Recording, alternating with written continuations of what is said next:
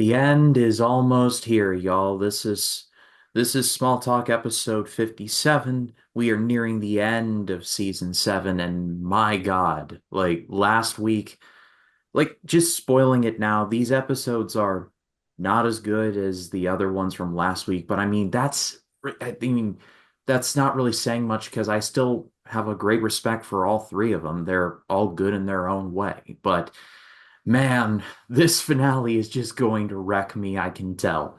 But I'm one third of your co-host. My name is Ryan Cam, joined from 3D Movie Cinema. It's Jacob Collins. Jacob, how you doing?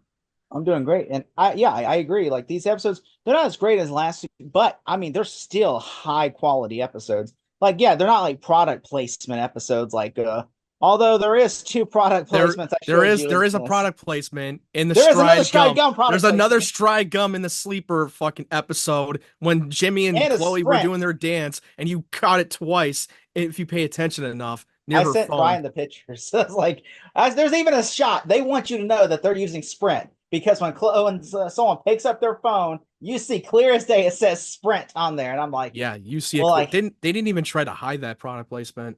it's just like, okay, we get it. Okay, Sprint sponsored Smallville tonight. We get it. Brought to you by Sprint and Stride Gum. Is And Sprint spe even a company anymore? no, uh, I don't think so. speaking of Matt Wyatt, how are you? I'm doing good. I mean, yeah, I agree with the three episodes weren't as strong as the last one, but I'm going to say that Apocalypse is the best. Probably my Oh, favorite Oh episode of the yeah, season. yeah, yeah, yeah. It's my favorite.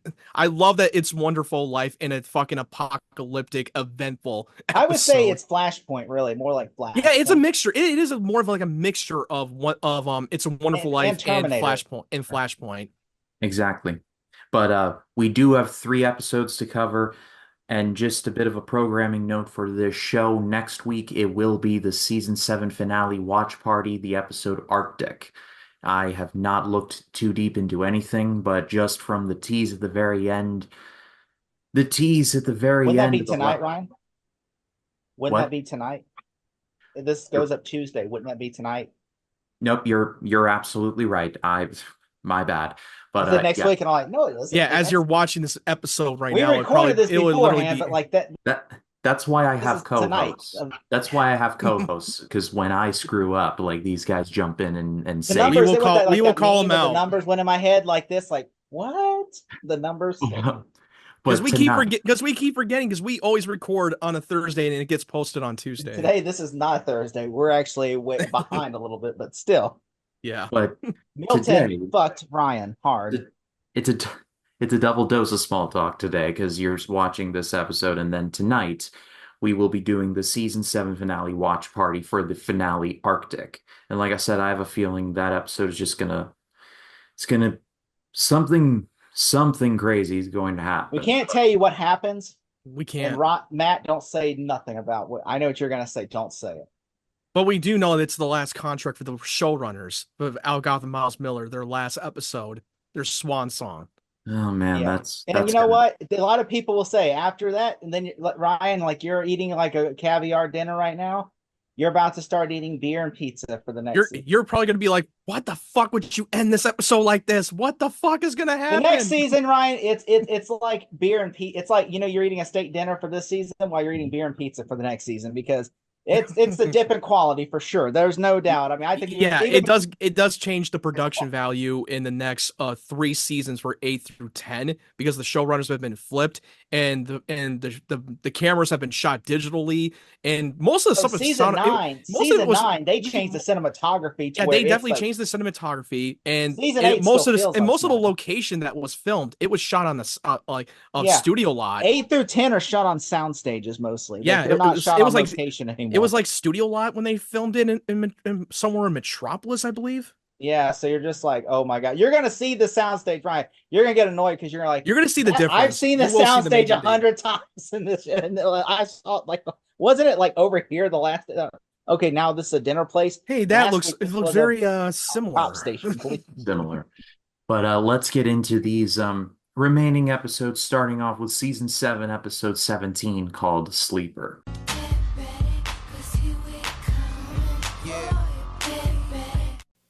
All I wanted was to be your friend. But you turned your back on me. But all you care about is power. This is small. Cryptic symbols, alien ship, these threats are real. Someone has to protect the world.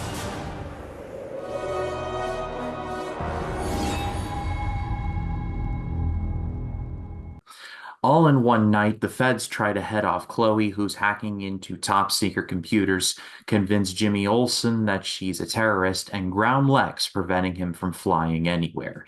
That last part does not work. He actually goes to Zurich and recreates basically the box opening sequence from The Bourne Identity, where Jason Bourne's like, "My name is Jason Bourne. I live in Paris," and he empties Oh, out his right. box except for a gun. Bro, I did not think about that. I didn't know that was very reminiscent to the Bourne movie. They even have like the closing of the curtain, like they do in them. Oh, yeah, yeah. And the one guy that was trying to murder Lex, I wanted to bring that up. The one that killed Lex's assistant, his secretary, that was the same dude. So, because Jake was bringing up the saying, "Oh, Lex was the one that had her killed." Like, no, it wasn't. It was somebody else. But who's the one who's behind all this? Well, you know what? I never noticed that until you brought that up. So I'm glad. You know what? Yeah, it was Because the you know same what? I will give dude. you that one. I was thinking like Lex Because I thought was like gonna that have didn't her. make any sense. Like, why would Lex want to have her killed I for some thought reason if because like he knew wanted if to she have her knew the killed truth? because he's like just trying to wash like he's like I don't want to get caught, so he goes and she knows too much, so he's like cutting loose And ends. besides, if she found out the Quark's identity, that he's the traveler, because Lex is literally desperate to But know Lex doesn't who it know that is. she knows that she Exactly. knows who the fuck. That's why they having her killed wouldn't even add up. It wouldn't make any sense. But I did I will say that I'm glad you brought that. I never noticed that before. So like And it's his voice, that dude's voice, I don't even know if that was his real voice or it was like dubbed over. Lex, your box. That sounded so fucking deep, like Darth Vader level voice. Nobody notices it. I will say besides that, I do like how this is a fun episode because after such a dark episode, it's kind of like, oh, it's the Adventures of Jimmy Olsen now. It's like, it's It's like a it it's even starts literally a out. James Bond episode with Jimmy I was Olsen. gonna say that. I was gonna say that, but What I the mean, thing is, why do you think that he was always called like Olsen, James? Why he calls himself James instead of Jimmy? Because he's trying to make himself sound like James Bond. Like that happened when we first meet him in season 6. but I don't know. I was just, what was it I was gonna And say? he dressed up as James Bond for Halloween. That he fucking mentions it to the fucking DOD. No, you know what the episode basically is? It's True Lies. Yeah. Oh It yeah, you're basically right. is It is True Lies. definitely it's way more True Lies than Yeah, James he's Bond. Jamie Lee Curtis, and she's Arnold. Like that's basically what it is. It's Yeah, True Lies. me in the That's That's what I right. was watching. future. It's going. This is very. This is like a gender swap character. Me in the future. Insert the clip of Arnold in the plane shooting the missile, going, "You're fired."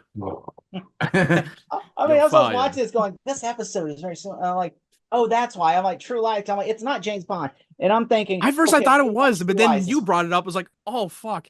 So coming to think of it, you're right. You're definitely right about that. It's Oh like my this god. is True Lies. Literally, it is. And Like in this ain't fact, no even James Bond. Which it kind of what True Lies was definitely a ripoff from James Bond. yeah.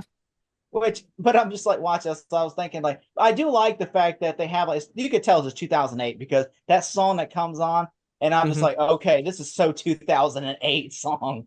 It's a generic hit like pop music. Yeah, it's like I'm sure they had a deal with a music company, and they're like, look, just we need some music, and they're like, all right, so this is a popular song, and they're like, tonight's episode of Smallville was brought to you by this song, along with Sprint and Stride Gun. I was like, I always, by the way, I'm not gonna lie, this is a little topic, but I love at the end of the Smallville when they tell you who the artist is and what song. Like they'll play, always the song they always play in the closing credits, and they say tonight's music episodes were brought to you by this artist, and I'm just like, oh yeah, that's Yeah, cool. it's something that You they know, always do at the end of the episode on the CW, that they tell you who the artist who played it in the episode. I thought that was always cool when they do that. yeah, I was so bummed was the first episode of Arrow. They did that where basically like they had music at the end. You see Oliver just sitting there as the Arrow watching Tommy and and Laurel Lance Hmm. walk away and hear music play. And I'm like, this is such like Smallville. This is so cool. And now I was so hooked. And then next week they don't do that. They stopped it. I guess they're like, Yeah, they yeah, that's stopped. too Yeah, they small. stopped doing playing soundtrack I'm music like, for a what? while, for a long That was time. so I perfect. think it's just because they were still in the early stage of what the Arrow show was going to be, and they wanted to just move more towards the music score than putting some greatest playlist soundtrack that they used to do for Smallville for other network shows. Also, it's easier for you to if you because there's I don't know if you ever heard like if you put hit songs in your show, it makes it much harder for it in a couple of years to put it on different networks and different in Oh yeah, syndication yeah. And because of the licensing too. and stuff. Because Because yeah, like, do you know Dawson's Creek? They removed Dawson's Creek, the theme song from Dawson's Creek, like I think it was on Netflix, mhm. because they couldn't get the licensing deal. And so I'm like, you just get some generic. Like, Disney Channel shows did the same thing too. Even Disney Channel movies and shows that on Disney Plus, I remember they played a lot of the songs that I remember growing up. And then when I played it, like when it was on Disney Plus, that song was not in the movie or the episodes. They completely removed it and replaced it to a different song.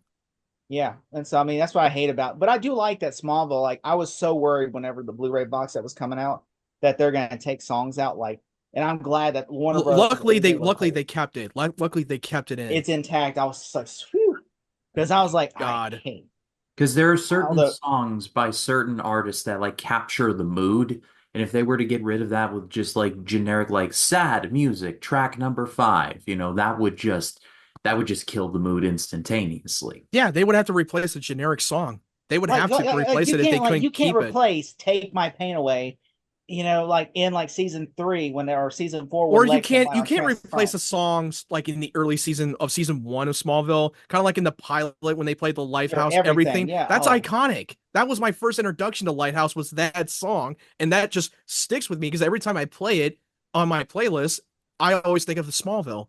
yeah. Or you can't replace what's that song by Ashley Simpson whenever in the prom Oh, the episode. la, yeah, that's the season 4 episode, I'm just the saying, body snatching episode. like there's songs like every like especially like one of my favorite episodes in season, like, I like that season 5 with the Brainiac, the Slender episode, where you hear like Clark's playing. That's super like a song list by the Stereo Remix of Superman, Oh, where it's oh like a yeah, Superman yeah, on the yeah. Yeah. airplane sipping drinks with Lois That's Lane. the one. Yeah, that's the I'm one. like, that works because it's Clark going crazy, so he's like hearing a crazy ass song. Or Like, when they played, I or think they it works. played Superman from Five for Fighting with the Ryan episode at the very end. That fits so Oh, perfectly well that was in the so good. episode. Yeah. That That's was like beautiful. it's one of my favorite Or endings. Boulevard Broken Dreams. Oh yeah, that one in the locker scene in season 4. That was Which great. some people, on Talkville, they mocked it, saying that was dumb. And Michael Rosenbaum mocked it. He and mocked I'm it. like, come Every on, time they that play some great songs, is so Michael great Rosenbaum though. does not That was a like those great scene. songs.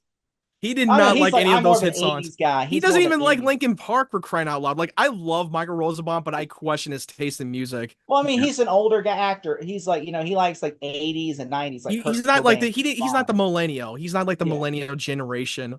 Yeah, we grew Michael up. We were Rosenbaum kids. Michael Rosenbaum is good people, but his music taste is Yeah, you I mean, watch it. I was like, I will I was like, defend him. hey, what are you I will smoking? defend him. He's an older guy, so his music He taste, looks like, for great at instance, his age. He looks like great for at his instance, like if age. we were doing a show and they put Billie Eilish in there or like Sabrina Carpenter, we're like, what is this? No, I don't want this. I don't like this song. Then like 10 years from now, people are like, oh yeah, that Sabrina Carpenter song really hit hard. yeah, Oh yeah, And I'm just that's like, I don't fair. really, really like, hear a ton of people clamoring for "You should see me in a crown" nowadays. but I'm just But saying, but I just think that with this episode, was really well done. I really like how, I like how they introduced Lex's bodyguard, who will have a big role in these coming up Oh episodes. yeah. The guy that's like That Mr. Luther, was like that his new? this I don't think guy, that was a bodyguard. I think that was his new secretary, her replacement. yeah, like he basically is like his head of security now that the woman's dead, and he has a big role in season 7 and He, season 8. yeah, because the second half he had a bigger role. Like you said, I agree that he had a bigger role in season 8 as well. Yeah. And I will say, I think that's really, like I said, has a huge like role. And I like that. Also that, one thing I like his, let's see, I like how the woman works for Lex, and it's like Lex that fakely covers this up for Jimmy. Like, like how Yeah, she basically is somehow he like was able to brush this out of the rug and drop the charges against Chloe for and counter or domestic terrorism. Jimmy is not the smartest guy in the room, because that would be like, that's kind of fishy that you're able to do all this, a It's like, hey, I'll businessman. take care of it. Like, how the hell are you gonna take care of it? and then the show kind of forgets how air travel works because apparently like Lex goes to Zurich, Switzerland and is back in like a day. You read my notes, you son of a I bitch. I know You that read my wasn't notes, You fucking read the notes. It's like, you son of a bitch, you read my notes. Like, The son is like, son of a bitch, he stole my line. you literally send them to me. Like, do you want I me to know. not read them? It's like, I But But it's like, think he dude, did beat them, but it's I was like like, TV. It's the suspension of disbelievable logic of how many times that characters go across the world and somehow they're back in the day when it takes a lot longer than that. yeah, like he was literally in Switzerland at night, and then like the next day in Metropolis, which I'm like, I don't look. I have never been to Switzerland. I don't know, but in Metropolis is in Kansas. I I don't know mean, the we don't difference know how between fast Kansas. that plane that his jet goes because it's not a commercial flight. Look, I mean, to be fair, Iron Man literally was like a couple hour flight to like Afghanistan. So like, really, if Yeah, like you watch if you Iron want to Man get one, like he's in if you really Afghanistan want for to like get less logic than into eight this shit hours. of He's how like long freaking it 4 hours. takes to get to one continent to the US. I mean, to be fair, but still, I thought that was kind of like that's a really stretch. You know, Lex should literally be like this. Like if he is, I wish Lex would have been like this, going on. Hey, look, yeah, we'll talk later. I'm jet lagged, you know, like or something. Instead, he He just should have been like, exhausted. Dude, he should have been what? exhausted and jet lag. He'd be like, I gotta fucking pass out. Oh. I mean, Lex has been through it Also, this season. Like, he's done a lot of evil things, but the man has been through it. Let's just leave. He's been through life and death. He's had near death experiences that he can count for crying out loud. And even How many more to scars? come. I'm surprised he has no mortal scars on his fucking body by now. Because every time he's shirtless, there's no scar on him. He's been Oh, shot how many times? We don't see well, any bullet wounds. well, when we get to the Quest episode, he's gonna have some scars, but we'll cross that bridge. Oh yeah, well, We'll yeah. cross that also, bridge I when we guess get there. I Jesus. guess Terrence Stamps wasn't available for this episode, so they just showed noise rather than Jarrell speaking. Because like he goes to the fortress and then nothing happens. I'm like, I Oh guess yeah, I Terrence forgot Stamps that we were wasn't gonna. available. Oh yeah, I forgot we were gonna bring that up with the Clark story of searching for Lana and Brainiac. Then he goes to the fortress trying to demand Jarrell some answers to where to search for them. Then Jarrell is there's a not available communication. right now. Yeah, because then there's a communication message from Kara from Krypton. I'm like, wait, how the hell is she on Krypton? Krypton blew up. I think And then we this later find out in this episode they time traveled. It was in a different time zone, and Stamp Brainiac wants to kill him. Stamp must not have been able to have gotten away from the set of Get Smart in time. He's like, I This, get you got me for like 6 episodes, man. I'm just like you got me yeah, for like 6 episodes. like they probably could not get him in this episode because of what you said when you joke about He get was smart. he was too busy filming scenes in a car with the great Kali, like, oh, what tipped you off? No boom boom or the lack of a mushroom cloud. It was the mushroom cloud, Ray. You gotta love Terrence I saw Stamp. that. You know, it's weird. I saw that in theaters. I saw that in theaters. I saw it in We theaters went, too. and it was I saw it at the drive-in. me and my little sister and my cousin. They were like little, and so they were literally like running up and down the aisles because my uncle really wanted to see that movie because he loved the old TV show from like the 70s or 80s. And so he was like, and so the one old man, I remember one old man because they were running up and down the aisle while we were watching. And when I looked over at my uncle, he goes, "You need to take him outside." And I'm like, "Oh!" And so my uncle just gets up and then brings the kids and then goes and takes them to the arcade. And I finished the movie. And I'm just like, I still remember that it's like we were the ones that caused that interruption. I was like, I just felt bad, so bad to this day, to where I'm like, I don't bring anybody with me. It's like, you know, unless well, I mean, I brought people with me, but I don't bring like little kids with me or nothing because I'm like, I'm not going to be the cause of that. It's like, you know, but I'm just saying, like, yeah, that literally though, like Terrence Stamps in this episode, he's not at all in this episode, and I'm like, usually I wouldn't it make more sense if he went to Jarrell, like if he was going to the fortress, then he came back and he's like, all right, Jarrell, we talked, and But they thought it would be a little bit more interesting to revealing that there's a message that Jarrell is sending from Kara, that and revealing that she's on Krypton and where she is with Brainiac and what Brainiac is really up to. Brainiac wants to kill him, and I thought that that was such an interesting twist in that sequence, and it gave me chills. I was like, oh shit, what's going on? also there's no way that Lex made it out of that one. There was like one assassin there the whole entire time. Like you would expect, like it'd be like hostile, where like Lex is like, there's every people everywhere trying to kill Lex, and Lex is like, pow pow pow, you know, or something like that. I guess whoever's behind it is very limited for his assassins for the high pay grade. He's like Owen Teague's like, I can only afford one assassin. I mean, I'm living like a monk. I mean, come on. I mean, I really respect. I'm living like a fucking monk in the fucking church, dude. I mean, he's like, I can only afford one assassin. I mean, he goes, I if mean, I would have had shit. three, Lex would have been a dead man. I mean, I'm not part of the fucking Continental and John Wick world. Yeah. Excommunicado. Like, I'm just saying, where was Lex's security team too? Like, Yeah, where the fuck are they? Did they get assassinated while the guy snuck in? Again, eternal smoke break. Like there's a I feel like Randy from Scream. There's a formula to it, a very and then the simple second formula one, to it. the second But one, is a they shoot suspect. at him. The second episode, the next episode we're reviewing, they shoot at him and they miss. It's literally like they shoot. It goes like stormtrooper aim. It goes there like, what the fuck? You were literally at a close range. What the fuck? You missed?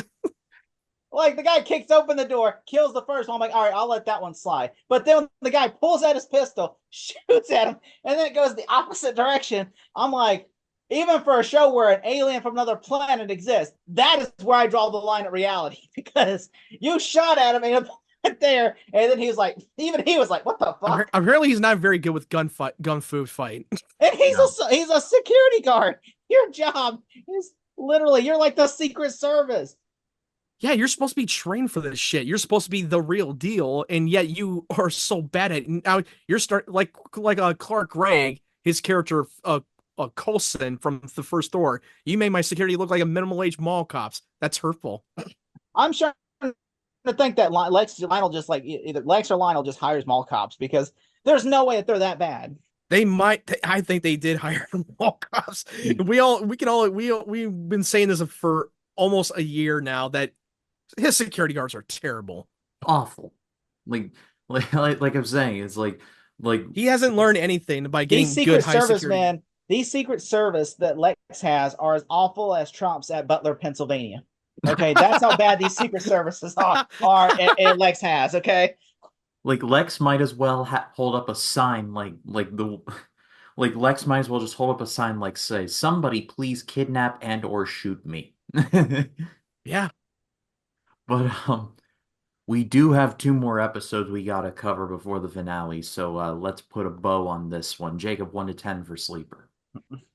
but yeah, I honestly, I like the idea like the assassin strangling Lex and Lex just trying to and then Jimmy Olsen being like 007. I like that and everything, and yeah, I'm just trying to think if I had to give this, I would say this is my least favorite out of the three, but I would probably give this a 6 out of 10. All right, Matt, what about you? I was trying to figure out. Yeah, it was a fun episode to watch Jimmy get some little bit of action, have this little James Bond moment, even though it was very reminiscent to True Lies, and it was a little far-fetched that he's the one who's taking on these secret agents on his own, single-handed by the end when he rescues Chloe was kind of stupid and for a little bit unrealistic, a photographer that can do all this shit, but whatever. But I thought that the end of the episode really set up the next apocalypse, discovering that now he's going to have to go to Krypton, but with time travel, discovering this whole time travel sequence really gave me chills. So I'm going to give this thing a 7 out of 10. And I agree that it is my least favorite out of the three. I was half expecting Jimmy to be like Ludacris from Fast Five. They're like, let's just say I had a life before you met me, and I'm just going to leave it at that. But I'm gonna go 7 as well. It's it's the weakest of the three, but it's still a fun episode, and really it was the perfect like kind of palate cleanse because these next few episodes, please, you two need to behave. It's the perfect like bridge between Descent and this next episode, which is season 7, episode 18, called Apocalypse. Insert the comic book character photo. I just want to point out before we start. I just want to point out before we go to the apocalypse. People people at home that are listening or watching.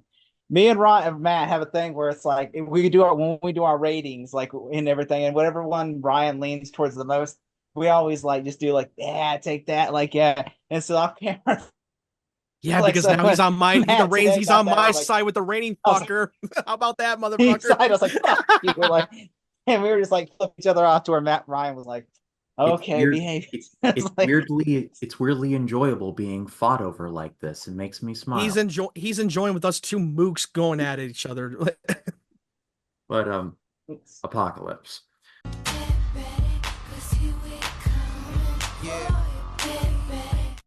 Imagine our world without Clark Kent. Are you all right, Mr. President? The dangers to our country will be overcome. You can't blame yourself for all the bad in the world. We need you. Smallville, all new episode next Thursday at 8/7 Central. Clark is shown by Jor-El what life on Earth would have been like had he not sent him there instead of facing the doom of his fellow Kryptonians. So you might as well have named this episode It's a Wonderful Clark, because like we were talking about, this is essentially It's a Wonderful Life, but set in the Smallville world. Like, but I instead, mean, I would say Terminator. I No, mean, I would say the sure, Flash. I would yeah. say it's a leaning a little bit more towards Flashpoint paradox. Like, but that yeah, Flashpoint didn't it come out like in 2010 or 11? No, No. the animated. I think it was the animated that What came the out. comic? I'm talking about. Oh, you mean the comic? Was it part of the? I don't know. I gotta look that up. I gotta Hang on, look I'm which looking year it that up. I gotta look that up and when it was issued. 2011. That was when it started. Oh yeah, you're right. So So Smallville predates that. So I apparently DC took notes from that episode. Yeah, but this episode was great. And especially I love this show because I've talked about it before and I'll talk about it here again. I love this show because it rewards you for paying attention. We see Lex in the white suit, in the single black glove. That's a callback to the Hourglass episode from all the way in season 1, where we saw that vision of President Lex. And this is an Elseworld story. It's not like an actual And also thing. the other episode in the quarantine, the whole epidemic in season 4, when Lex was passed out with the antidote, had a vision, him as the president in the white suit. Then you see nuclear warheads starting to come off using stock footage from T3. No, that's a good catch. I did forget about that. But the show rewards you for paying attention, and it really sets forth the whole, this may not matter now, but keep this in the back of your mind because it's going to matter at some point. And I just love the spirit of that. I see like this as a trilogy of the Apocalypse trilogy, where you see like Lex is like, they teased in season 1, then they bring it back in season 4, and then like season 7 is like the conclusion of like, hey, you've been paying attention, kids.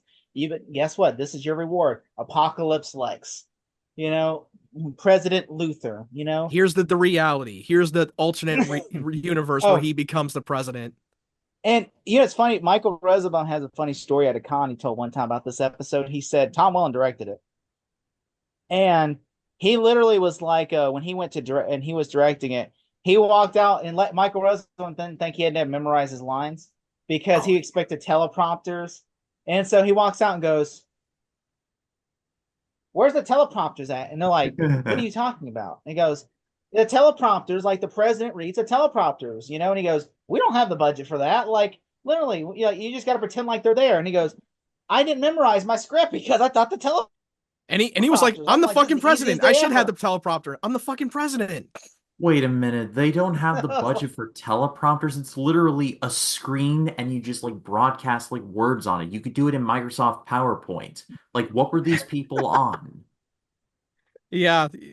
Well, like the ones he was talking, which they were like, he goes, "I'm telling you," they said like in which they made a joke. He goes, I'm like, "I'm telling you guys, I don't know my lines." And he goes, and they're like, "Michael, quit being joking." You're like, "I'm not joking. I thought there were teleprompters." He literally thought there was going to be really teleprompters, and because he did not read the dialogue that he was supposed to say when he was making a press conference as the president. It's like, "Hey, I should have the teleprompter. I'm the fucking president." And then he turns around and he said, James Masters is like, he's like just looking like, damn, I can't believe he didn't memorize his lines. Like, oh my God. Like Rosenbaum just turned into Trump for a second where he's like, this teleprompter quit 20 minutes ago, and he just tears it. This teleprompter that 20 minutes ago. I should have a teleprompter. I'm the president. Yeah.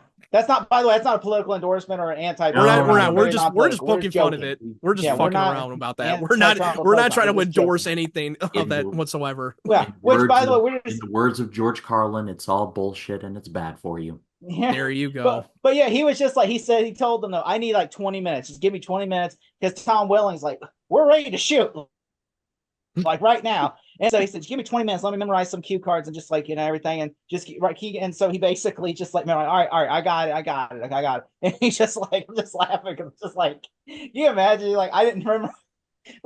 Imagine I would have loved to see the blooper reel. Rib on him. If Tom wanted to pull a rib on him and be like, Michael, right now in this situation, you are an inclined plane wrapped helically around an axis. You're screwed. But I do like that Clark was meeting biological Clark. Like if Clark wouldn't have been here, Martha Oh Kent would yeah, have got yeah. played and become that Clark. I mean, I like that I like that. And I Yeah, he's meeting up do with like that. he thought that it was just going to be an empty barn, and he was really was willing to erase himself out of existence until Jarrell had to take it into his own hands and literally showing him what the world would be like if he never made it to Earth from Krypton. Like I So thought that was such an interesting take of how they I'm were able to execute this whole him exploring the world without him. And you meet up with this kid who is apparently is a who just had a son, not biologically, because remember Martha could not bear they both cannot bear children, so they pretty much set him up for adoption. They at some point in their life, but without Clark.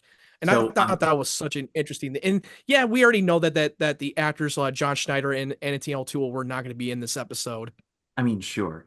And I'm rather ashamed to admit this, but here it goes. Like when Clark is like holding the baby version of himself in my Oh head, yeah. like when I saw this, I was thinking to myself, "Oh, look, he's touching himself." Oh God, now you had to make it weird. Just when it was starting to get an emotional heavy moment, you kind of It's a just good reversed that moment. and made it even weirder. It's a good moment and all, but like Come when on, man. Why you had to ruin that moment? That's just fucked up right now. Clark What the touches him. fuck? Clark Clark is touching touches himself. himself Clark is barely touching himself. in front of Clark, in front of the other Clark. The first thing Clark does when he walks into the Kent farm is he touches Motherfucker. himself in front of the other Clark. While the other Clark watches Motherfucker. him do it. Just when it was an emotional moment, and then he just had to make this sound weird. Ryan literally just like, what? I got this.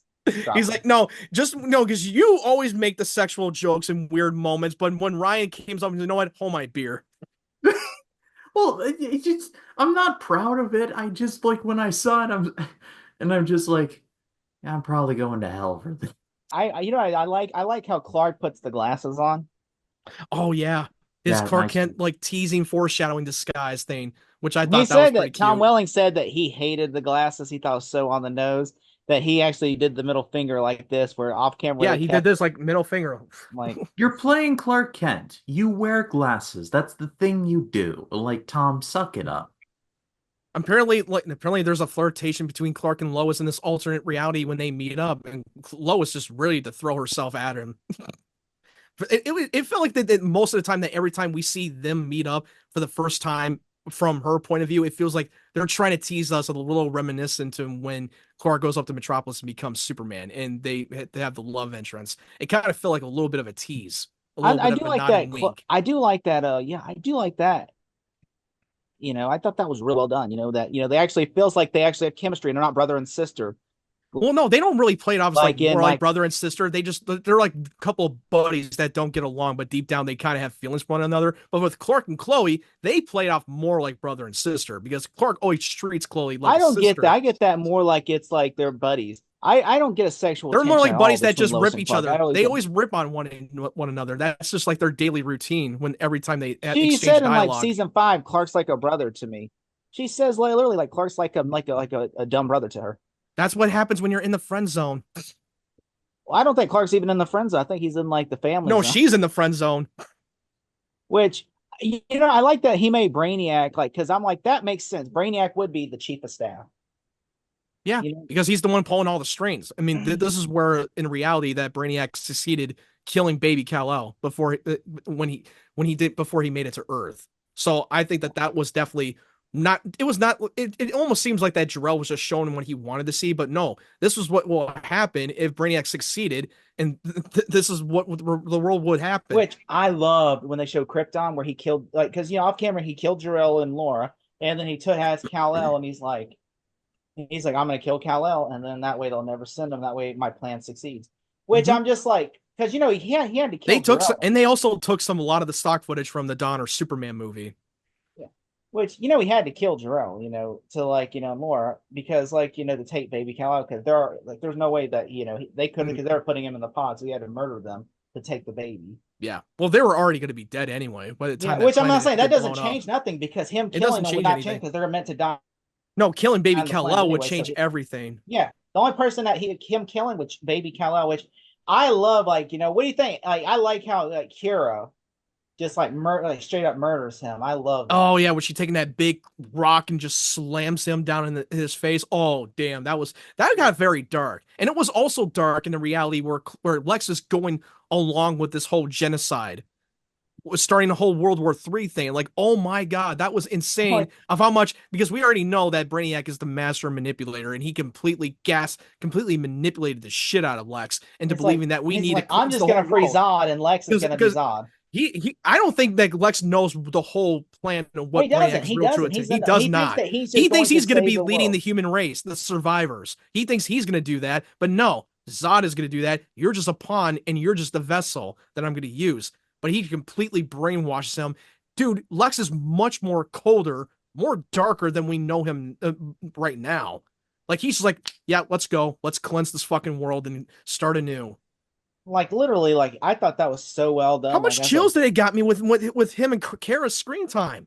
Yeah. Oh my God. When he was like, hey, what do you know about protecting this country? You're an alien and I'm the president.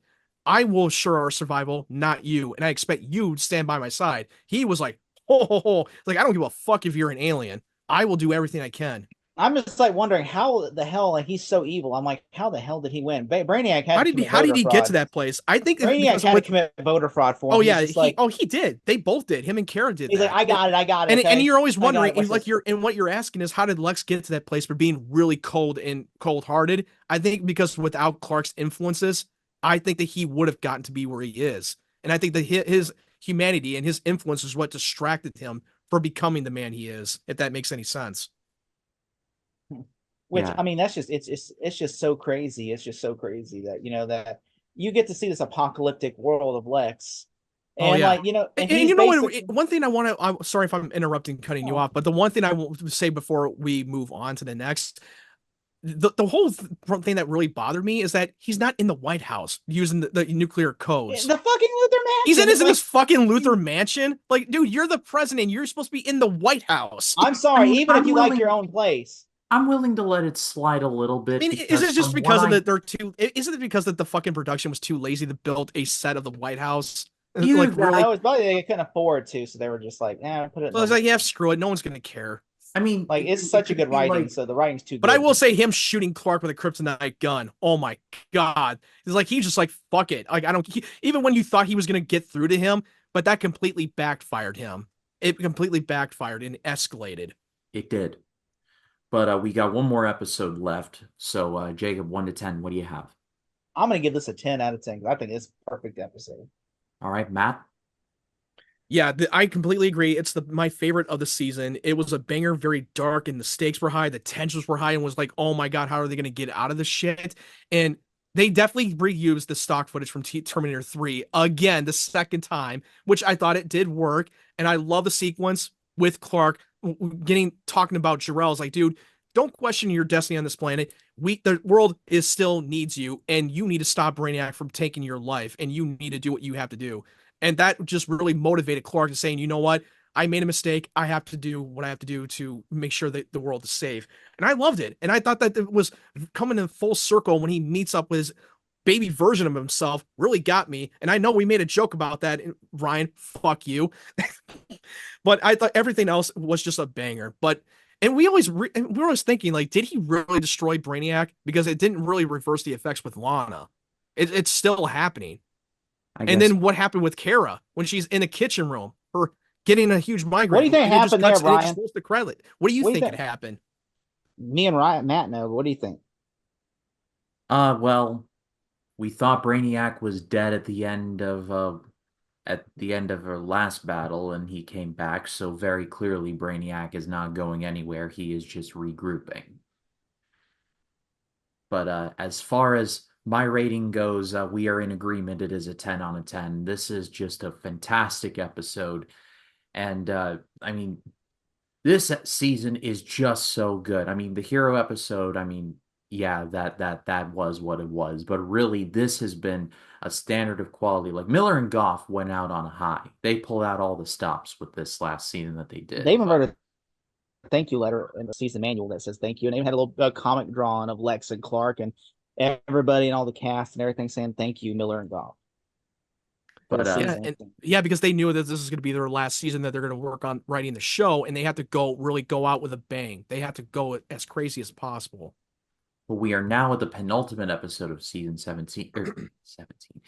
We are at the penultimate episode of season 7, episode 19, called Quest.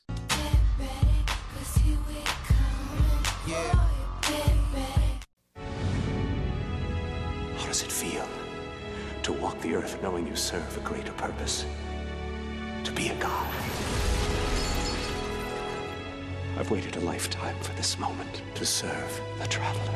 Smallville, all new episode next Thursday at 8/7 Central. When a member of the Veritas clan attacks in his name and carves Kryptonian symbols in the victim's chest, Clark stands by his principles in hurting no human being, even though the victim is Lex Luthor. So Clark is kidnapped by the monks from Monty Python and the Holy Grail to go Pie Jesu Domine smack, and taken to a tomb and strapped to a tablet that is filled with ecto cooler. But this is a good episode. Hey, before we continue heavily in this episode, I just realized I missed a note I was supposed to read out. I forgot for Apocalypse. They literally start the missiles before they even get into the bunker. Like they're literally getting into a chopper as the missiles are going up in the air, and I'm like, Yeah, they're in the Air Force One. what the fuck is that? What the fuck? Like, wouldn't you wait till he's in the bunker because shit, he could still die. Like, I mean, don't you have a bunker underground in the inside. White? Don't you have a bunker underneath the White House?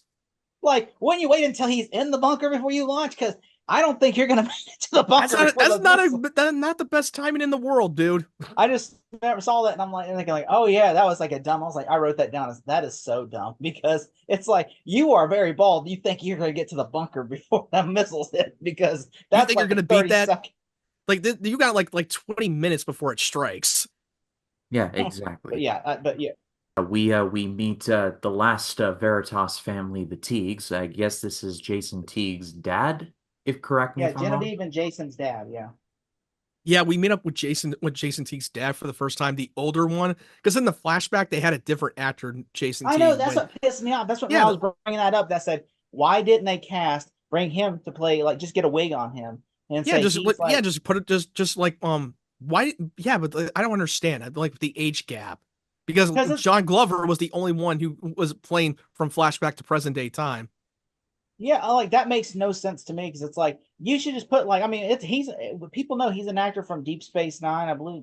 Deep Space Nine. I don't watch Deep Space Nine, but and he was also in Small Soldiers and Gremlins too and stuff. He does a lot of Joe Dante stuff, and I'm like, so basically we know he's a big actor, and so you could literally just like brought him in, put a wig on him. But my theory is probably they didn't know that they were going to use another actor for Jason Teague's dad. It probably was a last minute choice when they wanted to choose an older Jason Teague, Edward Teague, young handsome man number 3.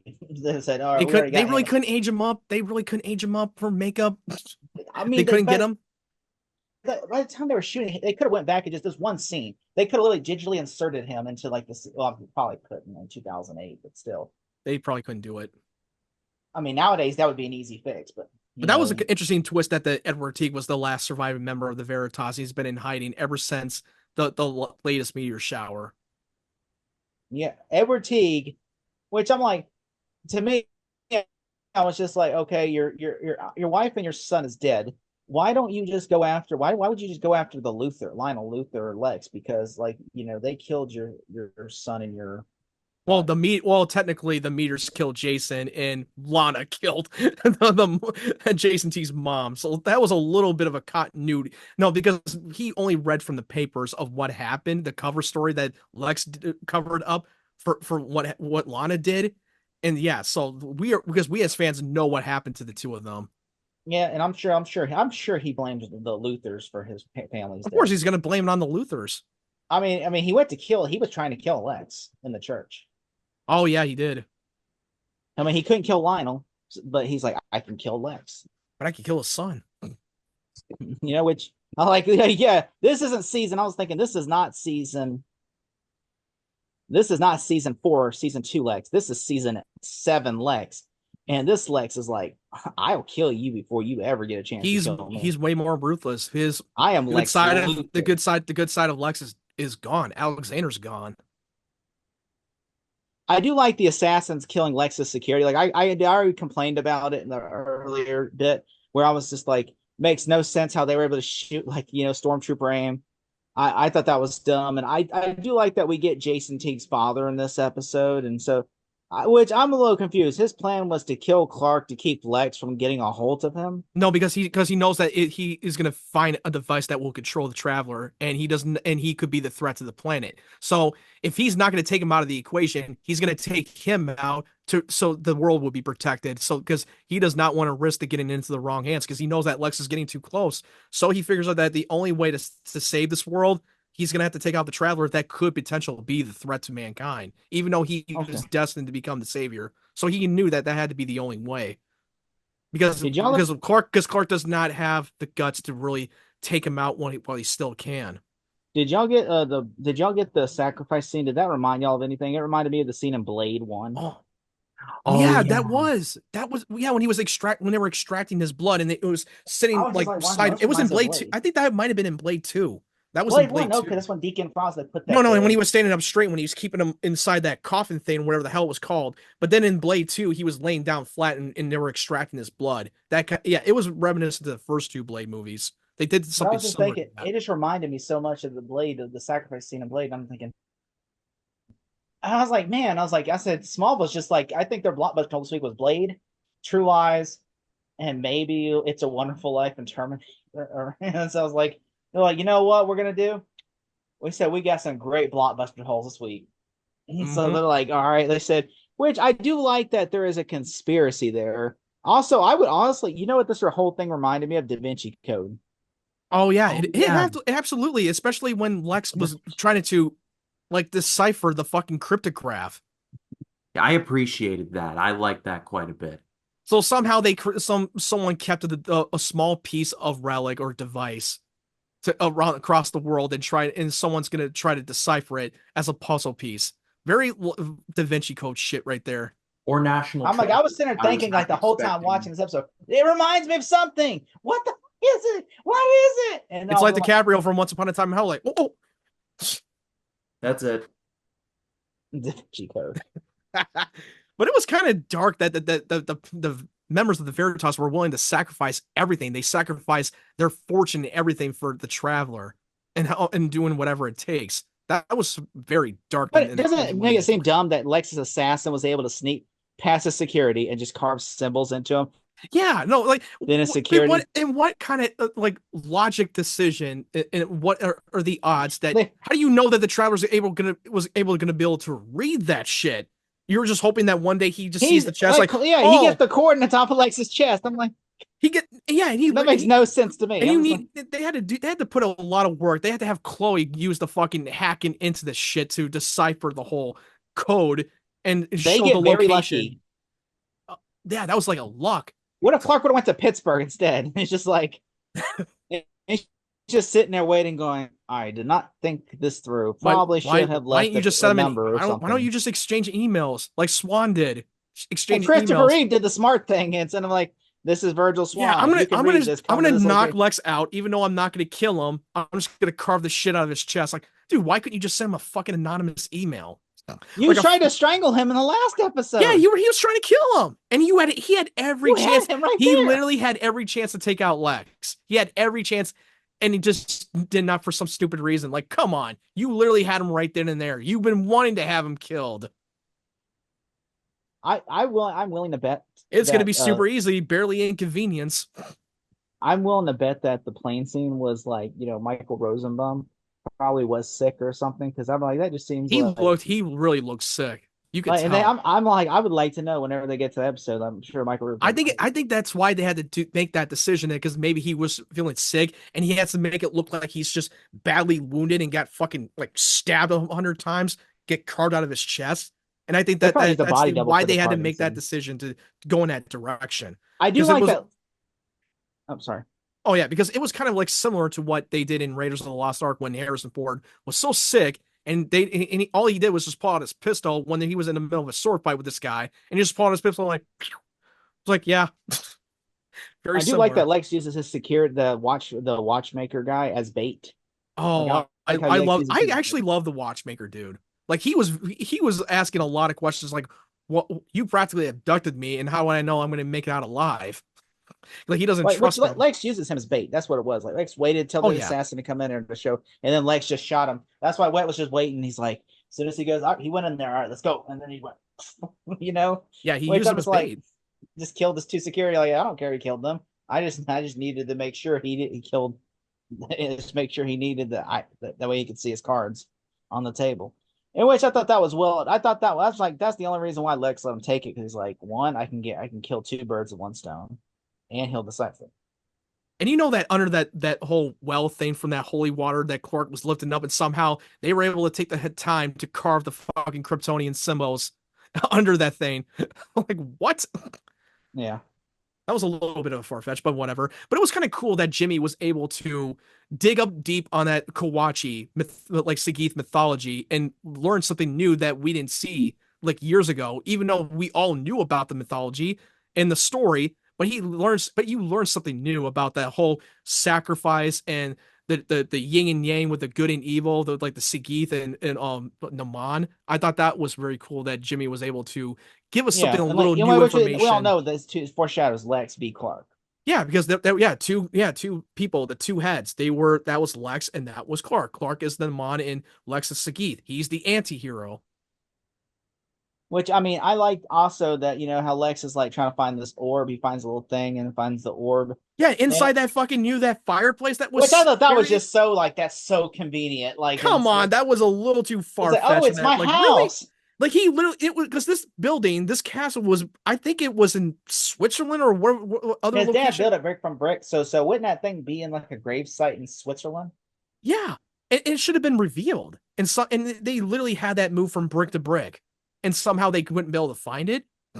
That's where I was like, okay, I that's don't know. why That was a little you bit of a lost me plot. there. It was a little bit of a plot hole, but you know what? Like, yeah, let's go along with But it. I mean, I did enjoy that But I did the Clark enjoy that. I agree with sacrificial you. scene. But it was kind of a little bit of a plot hole that they retconned because they didn't really originally plan to do this whole Veritas story. That they But had to put something in there that can make sense, but even though it could be a little far fetched. I will say for episode before the finale, I will say I did enjoy this more than last season's episode before the finale because that one was just about like a super soldier thing. I was like, I didn't care about that one Yeah. because it's all about Lex, Lana, and Clark's love triangle. But this one, Mhm. I felt like okay, it's setting up the finale. It's not like the other one was just kind of setting up a switching bait for the finale. That's true. And so I like that So I like that this one actually, which I understand. Hey, um, again, we always say this, Ryan. There are the showrunners like curveballs in the finale. So when you're expecting, especially in this season, in the finale, you're going to expect something, but it's going to go in a completely different direction. But one You thing know, they and so once I he said, put that thing together, that key and the orb, it starts to show the projection and it shows the coordinates yeah, and it shows the location, the north, up north, and you know where that's going to be. Ryan's already like, yeah, anybody with eyes can tell where that location is. Yeah. I mean, it's literally in the title of the episode. It's somewhere cold. But one thing that I did want to point out was when Lex got the orb and he sees the globe, it kind of reminded me, Collins, of the scene in Prometheus where Michael Fassbender has the globe or the orb, Mhm. excuse me. Yeah, it was like I think it was like before Prometheus. It came out like Yeah, in Prometheus came out in 2012. 2012. Smallville was 2008. So clearly they kind of took that from that from that episode. They probably watched Smallville and be like, "Hey, we can do this." Which I mean, yeah, Ryan kind of already knows, like at least knows one scene in particular that's going to happen in the finale because he looked on the back of his Blu-ray cover. Yeah, you saw the what? Oh yeah, what was in the Blu-ray cover? I'm curious to know. It was You can say it because we already know. We've seen it. We know what happens. it's Lex with the orb and Clark is behind him. So we can definitely, since you've already seen it and it was kind of sort of spoiled, but it's taken out of context. But we It's can not. definitely, He doesn't see nothing. He just saw. yeah, like because because these shots are out of context. We don't know what's going on in the scene. We know Not that to he's there at the fortress with the orb. Clark's right behind him, and we don't know what happens next. We don't know not the to contents mention of it. And not to mention they've we been could definitely building use that as a thumbnail for the Not to finale. mention, they're building up Lex finding out what Clark is for like 7 seasons now. They've got to like, It was going to happen soon. It was going to happen at some point. yeah. Yeah, So which I mean, you know what? I mean, I'm curious. Do you think going into the finale, do you think that they're going to reveal? I mean, it's You- Miller and Goff's last episode, so they kind of have to. I mean, if they don't, then like, what's the point? Like, how do you think it's going to go down in the finale? What do Like, you you think? can Yeah, what do you think is going just to happen in this? think outside the box. We're not Well, going to give you shit if you first get it off, wrong. let's rate the episode before we go to Oh yeah, prediction. let's do Yeah. that. Jacob, 1 to 10. I'm going to give this a 6 out of 10. Really? Okay. All right, you know what? Fine, I'll be generous. 7 out of 10. All right, Matt. I'm going higher as an 8 out of 10. I Yeah, really fucking like shit. this episode a lot. I love how they were able to build this shit up for the finale, and it made You it were so talking so much shit about it. Now you're like, No, oh, no, wait, no, no, hey, no. I was like, oh wow, you give it an okay episode. Okay. No, he's Well, like, you know what? It's greater. I'll split the uprights. I'll go 7. This was enjoyable and it set up everything very nicely. But as far as this ending goes, Lex is going to find out. I'm not sure how. I mean, maybe it's going to be a situation where it's like written down in a note somewhere like it was him or something like that. I'm not sure. Predictions now. What do you think is going to happen in the finale? Just throw it out there. Just think outside the box. We don't care if it's wrong. We don't give a shit. Just go for it. Elon Musk could show up, just like throw any crazy idea. Well, Elon Musk has made a fucking machine from iRobot, so yeah, we're already that shit's already coming true. I mean, yeah, but Is Will Smith gonna save the world? Is gonna stop the robots? He's gonna bitch slap all those robots. He's gonna bitch slap them. Keep my wife's name out your fucking mouth. I think Brainiac is going to come back in some form.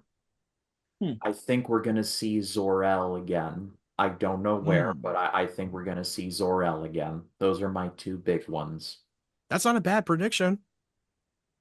One more just to round things off. I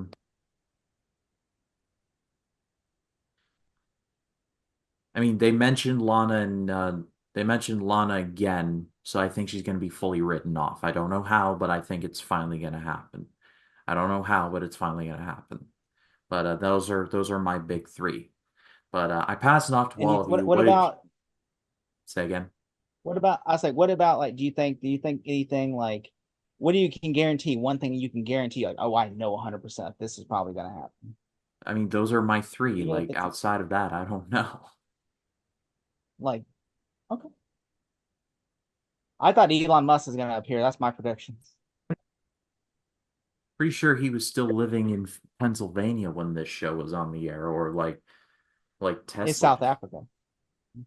Or something like that. But he Wasn't did it he did cameoed in Iron Man 2. He did That was in cameoed 2010. That was in 2010. Yeah, I know it was in 2010. I'm just pointing it out there. Yeah, doesn't he I think around this time he was still like I think he was just now becoming a millionaire. So, yeah. But I pass it off to all of you. What did you think of these episodes? Let us know in the comments. Come back to the channel tonight for the watch party for the season 7 finale. I'm very much looking forward to that. Collins, where can the people find you? They can find me behind Matt right now. I'm about to. They can find him in the bathroom. Stab him. I'm gonna find me right behind Matt.